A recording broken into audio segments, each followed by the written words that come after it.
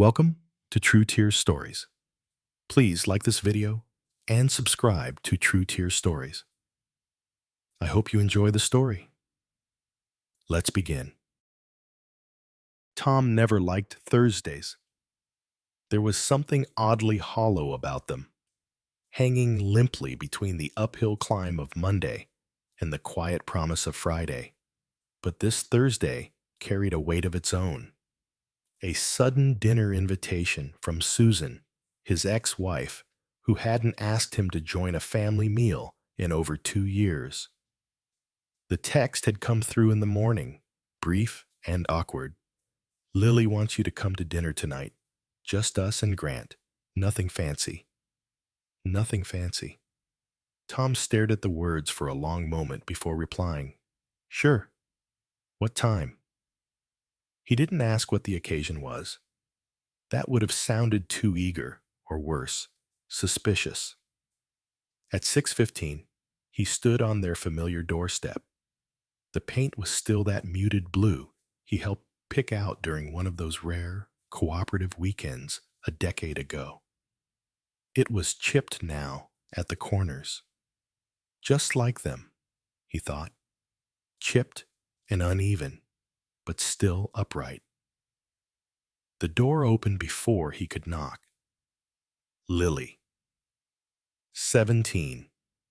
Sharper in the cheekbones now, but with the same untamed hair that always refused to stay in braids.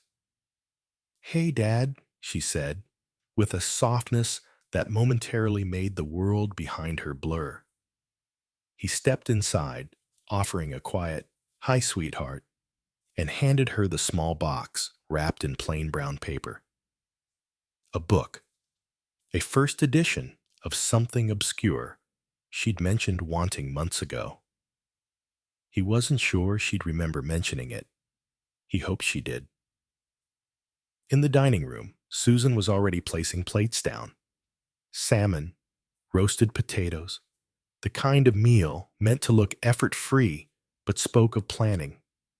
Across from her sat Grant, her new husband of 3 years.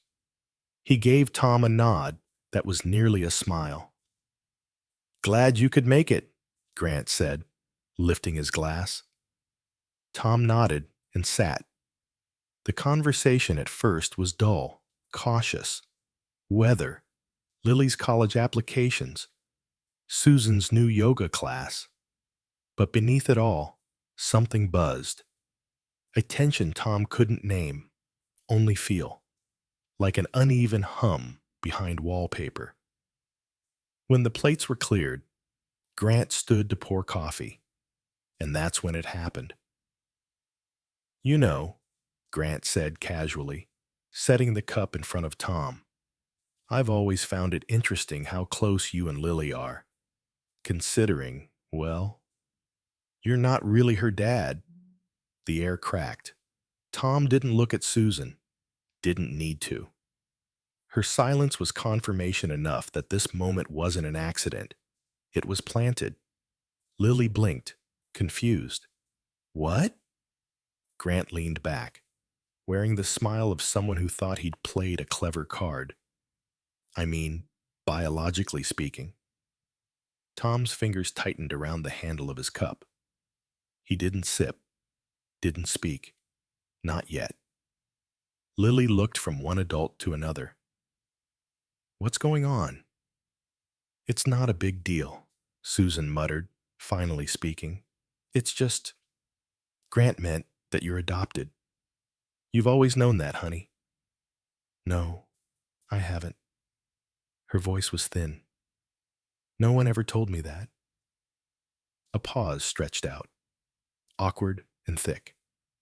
Tom's heart pounded, not with rage, but with something quieter, older. Grief? Regret? Maybe both, because this wasn't how she was supposed to find out. Not like this. Not at a table where Grant's smugness clung to the air like smoke. "You did know," Susan insisted. "Too quickly now. We talked about it. Maybe not directly, but it was always understood." Lily pushed her chair back slightly. You talked. I listened. There's a difference. Tom finally spoke. Lily, I never wanted you to feel different. Because you weren't. You're my daughter. Her eyes locked onto his, void, uncertain, not angry, but searching. Grant chuckled under his breath. I just think people should be honest, Tom, especially when it comes to family. Tom turned to him slowly. Honesty's a funny thing. It's not about facts. It's about timing and respect. Susan stood. This isn't going how I thought. Tom cut her off gently. I know. He reached into the inside pocket of his jacket, fingers grazing the envelope that had sat there all evening. All year, really. Waiting for a moment he never wanted. The paper felt heavier than it was, warm from his chest. He didn't pull it out. Not yet. He looked at Lily again. Her hands were clasped tightly in her lap. She hadn't moved. The dinner had become something else entirely. A reckoning, a stage, maybe even a mirror. And Tom, the one being framed as less than, held the one piece of proof that none of them had expected. But proving something wasn't the same as protecting someone, and right now, she needed the latter. Tom didn't sleep that night. Not really. He lay on his back in the apartment he'd never wanted, staring up at the cracks in the ceiling, following their lines like a map to somewhere he'd never quite reached. The envelope sat on his nightstand, untouched, but pulsing in the dark like a heartbeat. He thought of pulling it out, opening it, reading it again, but he knew every word by memory. It had arrived 2 summers ago, a surprise. A formality, even. Susan had sent it without warning, folded neatly between 2 pages of legal correspondence about property finalization. No cover letter. Just that cold, clinical copy of the adoption decree, Lily's name and his inked in black and white. But it wasn't the legal truth that mattered. It was the time between lines. Every scraped knee he'd bandaged, every science fair, every breathless bedtime story when she was small and scared of thunder. She was his. And yet somehow, after all those years, Susan and Grant thought they could reduce that to paperwork. He didn't want revenge. Not really. He wanted understanding. A pause. A breath. A sliver of grace from a family that no longer moved in step with his heart. But they had chosen a performance. And now the stage was set. By Saturday, the group text Susan sent was loud with emojis and exclamation marks. Family dinner next Friday. Let's make it special. Everyone's coming. Tom replied, Wouldn't miss it. He spent the next few days quiet, calculating. Not in a bitter way, but precise. If they wanted theater, he would give them something they couldn't forget. Not to hurt them, just to remind them of what he was, of who Lily was, of what it meant to be a father, even when biology stayed silent. Friday arrived with unexpected calm. The evening sky burned orange behind suburban rooftops. Tom arrived last, on purpose, holding a worn laptop bag instead of a bottle of wine. The house was fuller this time. Aunts, uncles, cousins, even Lily's boyfriend, a lanky boy named Reed, who looked startled every time someone said his name. They all greeted Tom like nothing had happened, as if last week hadn't cracked the air. Lily hugged him tightly at the door, and for a moment, the noise dropped away. You okay? She whispered. He smiled. I'm okay if you are. I don't know what I am." He didn't reply, just gave her a gentle squeeze and followed her inside. The table groaned under the weight of too much food. Susan was glowing in her hostess role, filling plates and topping off drinks. Grant was in full grin mode, that self-satisfied glimmer in his eye that made Tom's skin itch. Tom waited until dessert, until the chatter reached its peak and people's guards were low. He stood slowly, lifting his glass. "Before we eat," he said, "I'd like to say something." All eyes turned. Susan tensed. Grant tilted his head. Tom set the glass down. "Last week, something was said, something true, but not whole. And I've thought a lot about what to do with that." He reached into his laptop bag and pulled out the envelope. Susan's eyes flicked to it like a reflex. She knew what it was. "This," Tom said quietly, "is a piece of paper. It says that Lily became my daughter on April 8th, 2007. I signed it. So did a judge. But none of you were there when she reached for my hand at the hospital, or when she asked me why kids at school had moms and dads who lived together, and hers didn't." The room was still. He placed the envelope gently in front of Lily. "This is yours if you want it, if it helps you feel grounded." She looked at it, not reaching. Tom looked around the table. Family isn't DNA. It's repetition. It's being there, even when it hurts, even when you're not invited to the wedding or the christening or the big announcement. I've shown up, and I always will. Grant opened his mouth. Tom raised a hand. "Don't," he said. "Not tonight." Grant sat back. Susan said nothing. Her mouth was pressed tight, like someone trying to keep water from spilling out. Lily finally lifted the envelope and placed it on her lap. She looked at Tom, her eyes glassy but steady. "Thank you," she said. And that was all. Tom sat back down. No applause, no drama. Just the uncomfortable silence that comes when truth is heavier than anyone expected. The cake was served in near silence. And still, Tom stayed, because family stayed, even when it wasn't easy, especially then. The air that followed was strange, not icy, not warm, just full. Like everyone was holding something in their mouths they didn't know how to swallow. Tom sipped his coffee in slow, patient silence, listening to forks against china. No one looked directly at him. That was fine. He wasn't doing it for their approval. He'd spoken his piece. It wasn't revenge. It was reclaiming space. After the plates were cleared, the family began to scatter through the house, like they always did. Grant turned on the TV loud, as if volume could wash over discomfort. Susan busied herself in the kitchen, scrubbing dishes with more intensity than they required. A few of the cousins retreated to the backyard to talk in low tones under string lights. Tom remained seated. He didn't follow the tide. He watched.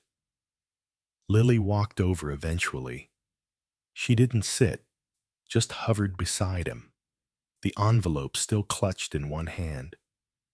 "I read it," she said, not looking at him. Tom nodded, offering her the space to go on. "I always knew in a way, but seeing it, it made something click. Like I was never supposed to be a secret. You were always proud, weren't you?" "I never needed to be biological, to be yours," Tom said gently. "That was their insecurity, not mine, and certainly not yours." She finally looked at him, a tear tracing one cheek. "It's weird. Grant made it sound like you were less, but I never felt less when I was with you." He leaned forward slightly. He tried to control the narrative, but you know the truth, and knowing is power, Lily. It's freedom.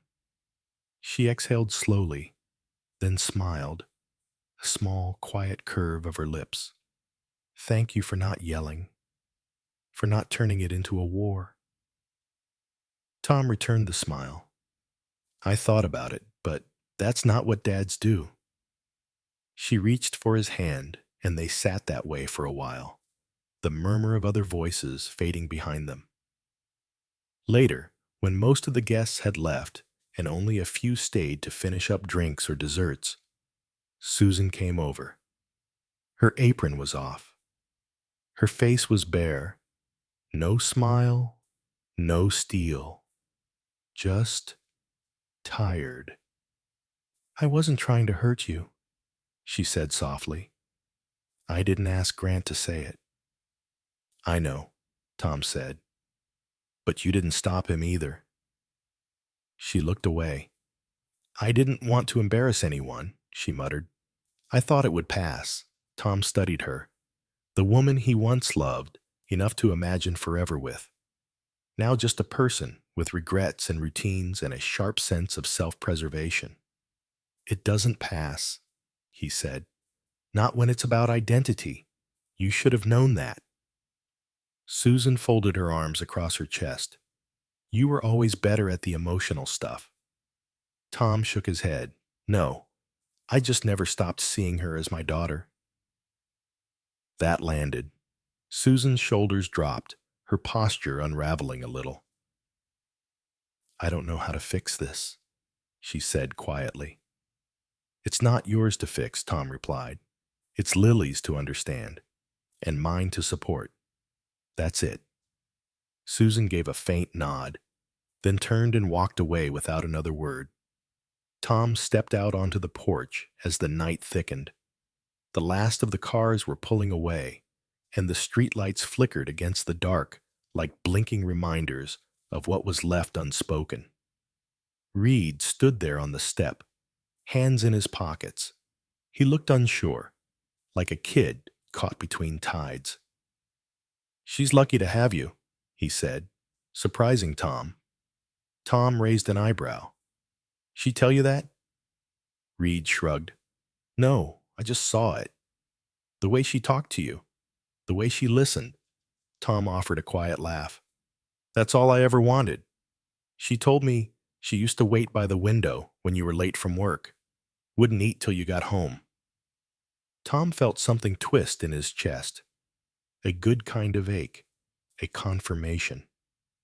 I remember those days, he said. I'd drive faster, just knowing she was watching. Reed nodded.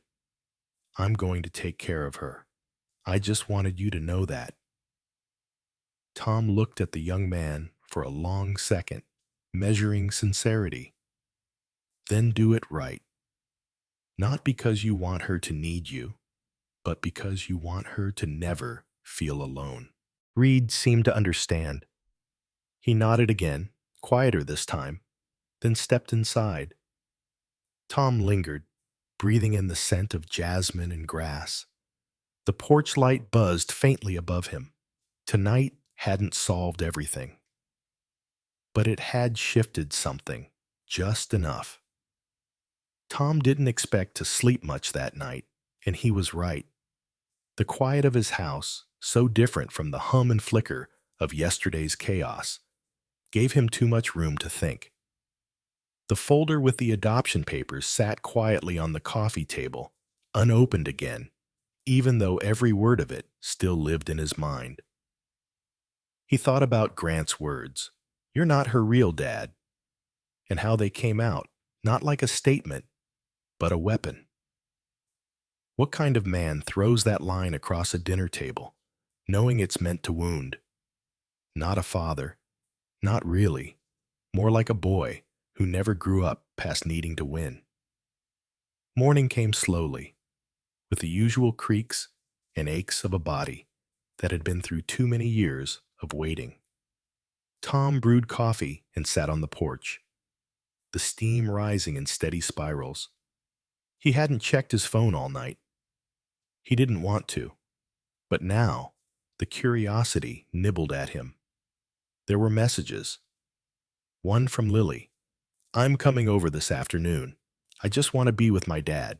And another from Susan. Surprisingly brief. I think we should talk. But the one that held Tom's attention longest was from Grant.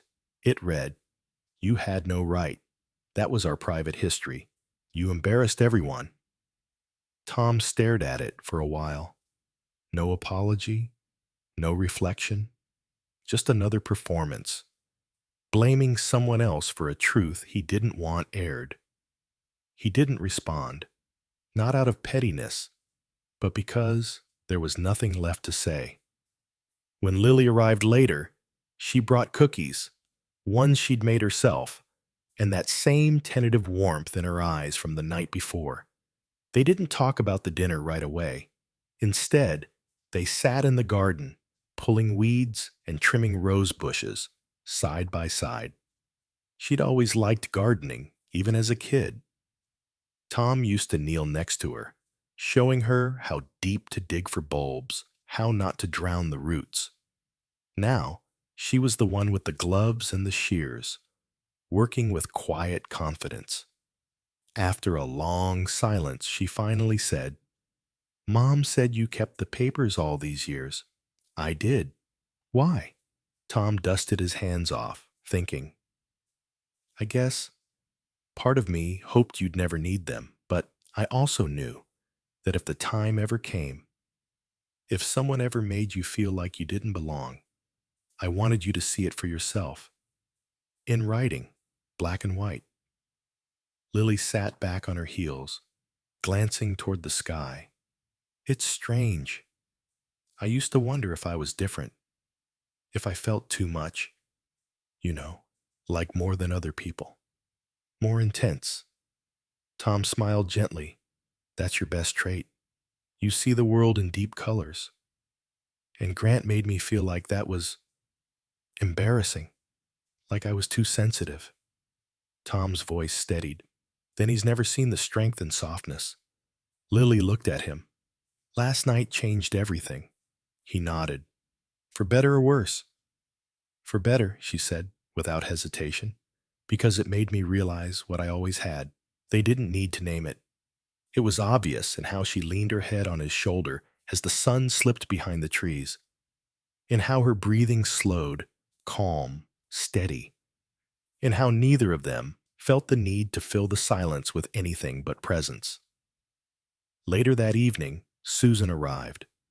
Tom met her at the door, not hostile, not open, just steady. I'm not here to argue, she said right away, or defend anyone. Tom stepped aside to let her in. They sat at the kitchen table, where so many family birthdays and quiet weeknight dinners had unfolded.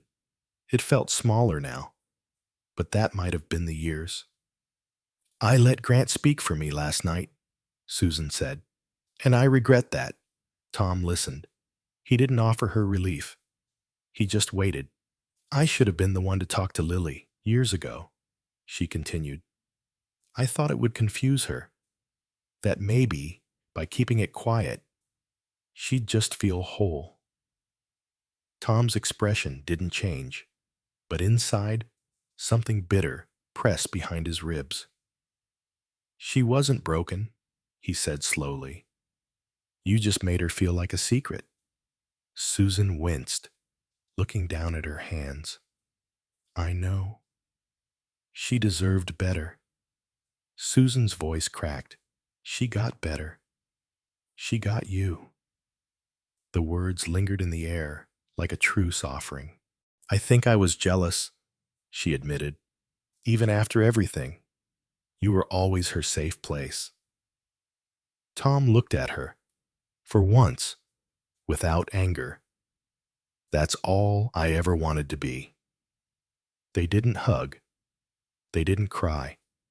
But the silence that followed wasn't heavy this time, just settled.